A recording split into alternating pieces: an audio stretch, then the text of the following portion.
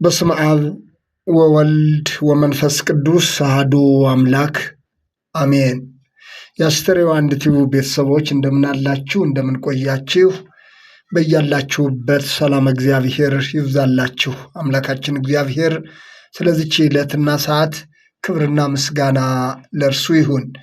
መሲሕን አግኝተናል።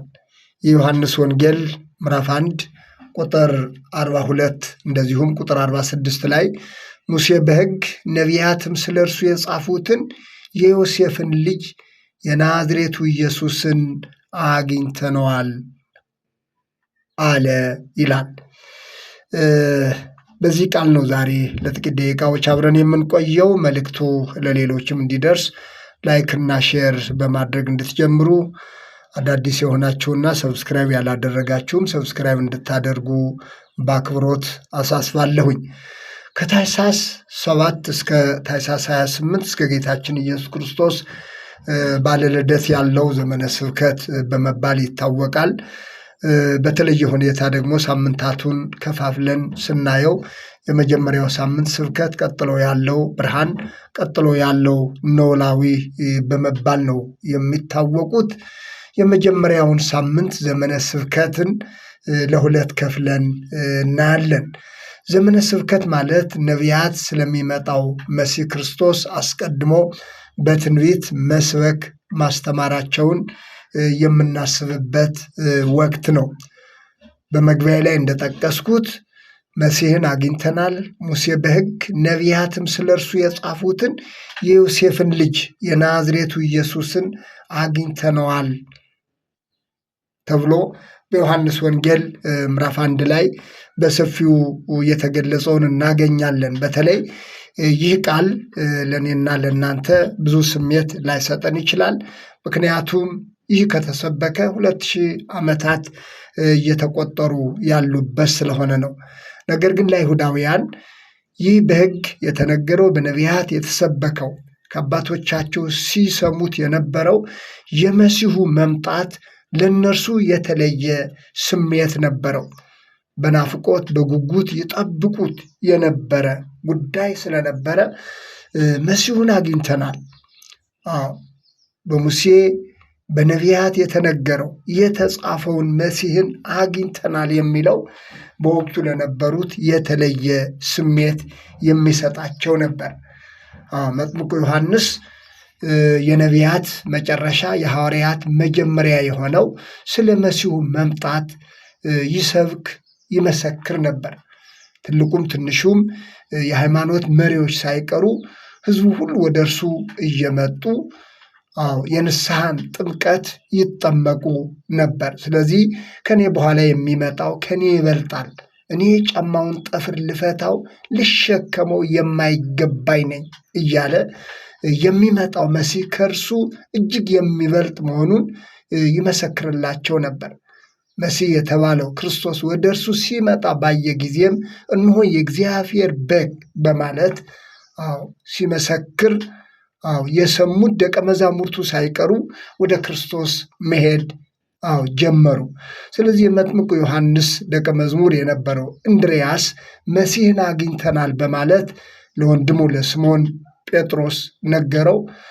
ሲቀጥልም ፊልጶስ ደግሞ ለናትናኤል እንደዚሁ ሙሴ በሕግ ነቢያትም ስለ እርሱ የጻፉትን የዮሴፍን ልጅ የናዝሬቱን ኢየሱስን አግኝተነዋል በማለት በነቢያት የተነገረው ክርስቶስ በሥጋ መገለጡን ያዩትንና የሰሙትን ሁሉ ለሌሎች ይናገሩ ይመሰክሩ ነበር። ስለዚህ ራሱ ክርስቶስም ወደ እርሱ በመሄድ ረቢ ወዴት ትኖራለህ በማለት በጠየቁት ጊዜ መጥታችሁ እዩኝ ነበር ያላቸው። በነቢያት የተሰበከው ወደ ዓለምም የመጣው ክርስቶስ ሰዎች ሁሉ ወደ እርሱ ቀርበው በሕይወታቸው እንዲያዩት ይፈልግ ነበር። የክርስቶስ ነገር ቀርቦ ካላዩት በሕይወት ካላዩት በቀር ባሉሻሉሽ በሩቅ ሆኖ የሚረዱት ስላልሆነ ያዩት ሁሉ መጥታችሁ እዩ የሚለውን ምስክርነት ያስተጋቡ ጀመር። ፊልጶስ ናትናኤልን ያለውም ይህንኑ ነው። መጥተህ እይ የሚል ነበር። ናትናኤል መጥቶ አየ። ስለዚህ የክርስቶስ ደቀ መዝሙር ሆኖ ቀረ። የነፍስ ረፍት፣ የሕይወት ብርሃን፣ እውነተኛ እረኛ መሆኑን ባየ ጊዜ እርሱም በነቢያት የተመሰከረለትን ክርስቶስን መመስከር ስራ አድርጎ ቀጠለ። ዛሬም ቢሆን ክርስቶስን ማየትና ማወቅ የሚገባን ለዚህ ነው። ቅዱስ ያሬድ አስቀድሞ በነቢያት የተመሰከረለትን ምስክርነት በመዝሙሩ ደጋግሞ ገልጾት እናገኛለን። ነቢያት ሰበክዎ ሰማዕተ ኮንዎ፣ ነቢያት ሰበኩት ምስክርም ሆኑት፣ ክንድህን ላክ አሉት ብለዋል።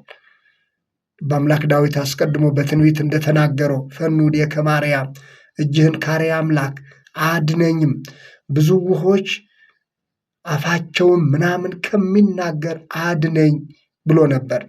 መዝሙር 143 ቁጥር 7 ላይ ከኃጢአትና ከዘላለም ሞት ከጠላትም ሁሉ የክፋት አሰራር የሚያድነው የሕያው እግዚአብሔር ልጅ ክርስቶስ መጥቶ ዓለምን ማዳን ነበረበትና እጅህን ከአርያም ላክ እያሉ ነቢያት ተማጸኑት።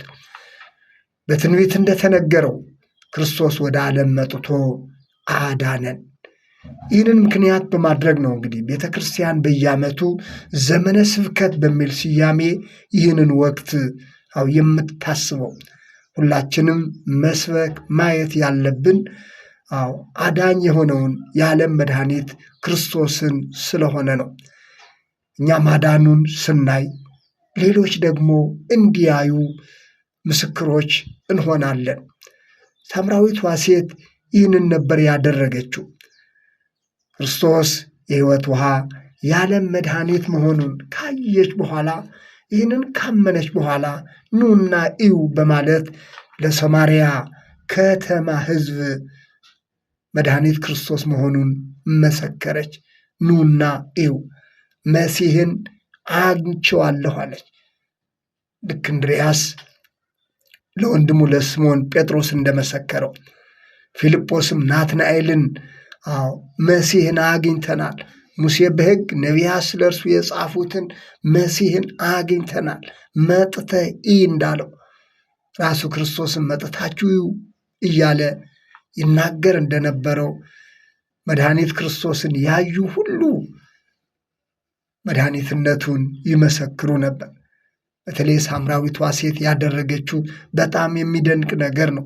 ውሃ ልትቀዳ በሄደችበት እዛ ያዕቆብ በቆፈረላቸው ጉድጓድ አጠገብ ክርስቶስ ተቀምጦ ባየች ጊዜ እርሱ የሕይወት ውሃ እንደሆነ፣ እርሱ የዓለም መድኃኒት እንደሆነ ካየችና ካመነች በኋላ ወደ ከተማው በመሄድ ወደ ሰማርያ ሰዎች ወደ ከተማው በመሄድ መሲህን አግኝቼዋለሁኝ በማለት ኑና እዩ ስትል ለከተማው ሕዝብ ሁሉ ናኘች። የሰማርያ ከተማ ሰዎችም የክርስቶስን መድኃኒትነት አዳኝነቱን አዩ። በእውነት የዓለም መድኃኒት እንደሆነ አውቀናል ሲሉ መሰከሩ። ስለዚህ ይህ አስቀድሞ ኑና እዩ እየተባለ አስቀድሞ ያዩትና የመሰከሩለት ክርስቶስ ዛሬም በቤተ ክርስቲያን ደረጃ ሰዎች ሁሉ መድኃኒት የሆነውን ክርስቶስን እንዲያዩ፣ በሕይወታቸው እንዲያዩ፣ እንዲያምኑበት፣ የዘላለምን ሕይወት እንዲያገኙ ቤተ ክርስቲያን ዛሬም የምትመሰክረው ይህንን ነው። ስለዚህ ከታኅሳስ 7 እስከ 13 ያለው ሳምንት በተለየ ሁኔታ ስብከት እየተባለ የሚነገርለትና የሚሰበከው ለዚህ ነው። የዓለም መድኃኒት የሆነው መሲህ ክርስቶስ ሰዎች ሁሉ ሊያዩት የሚገባ፣ ሰዎች ሁሉ ሊያምኑበት የሚገባ መዳን እንደሆነ፣ ሕይወት እንደሆነ ያውቁበት ዘንድ ያምኑበት ዘንድ ዛሬም ቤተ ክርስቲያን ይህንን በርዕስነት በተለየ ሁኔታ ይህንን ሳምንት ስብከት እያለች ታስበዋለች። መድኃኒት ክርስቶስን ታስተምራለች ማለት ነው። ሙሴ በሕግ ነቢያትም ስለ እርሱ የጻፉትን የዮሴፍን ልጅ የናዝሬቱ ኢየሱስን አግኝተነዋል። በሕይወታቸው ያገኙት፣ በሕይወታቸው ያዩት፣ ያመኑበት ስለ ክርስቶስ መሰከሩ። ነቢያት አስቀድሞ መሰከሩለት። ደቀ መዛሙርቱ ደግሞ መሲህ የተባለ ክርስቶስን ለሰው ልጆች ሁሉ ይመሰክሩ ጀመር። በሥጋ የተገለጠውን ያዩትን የሆነላቸውን ሁሉ ለሌሎች ይመሰክሩ፣ ለሌሎች ይናገሩ ነበር መጥተህ እያሉ። ስለዚህ ዛሬም ሰዎች ሁሉ ወደዚህ መድኃኒት ክርስቶስ መጥተው በሕይወታቸው እንዲያዩ፣ መዳን እንዲሆንላቸው፣ የዘላለምን ሕይወት እንዲያገኙ ቤተ ክርስቲያን የምትሰብከው የምታስተምረው ለዚህ ነው። መዳን እርሱ ስለሆነ፣ ሕይወት እርሱ ስለሆነ።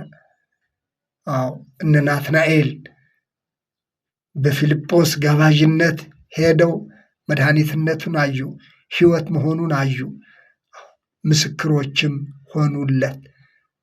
ቅዱስ ያሬድ በመዝሙሩ ላይ እንደተናገረው ነቢያት ሰበክዎ ሰማዕተ ኮንዎ፣ ነቢያት ሰበኩት ምስክርም ሆኑት ተብሎ አስቀድሞ ነቢያት የመሰከሩለትን መሲህ ክርስቶስ ደቀ መዛሙርቱ ደግሞ ዘመናቸውን ሁሉ ስለ እርሱ ሕይወትነትና አዳኝነት ይመሰክሩ ነበር። ዛሬም የቤተ ክርስቲያን ትምህርት ይህ ነው። ሰዎች ሁሉ የሚድኑበት፣ ሰዎች ሁሉ ሕይወት ይሆንላቸው ዘንድ ወደ ምድር የመጣውን መሲህ ክርስቶስን መስበክና ማስተማር የቤተ ክርስቲያን ስራ ሆኖ ቀጥሎ እናያለን። ስለዚህ ዛሬም ሁላችንም መሲህ ክርስቶስን በሕይወታችን እንድናይ እንድናምንበት ያስፈልጋል ማለት ነው።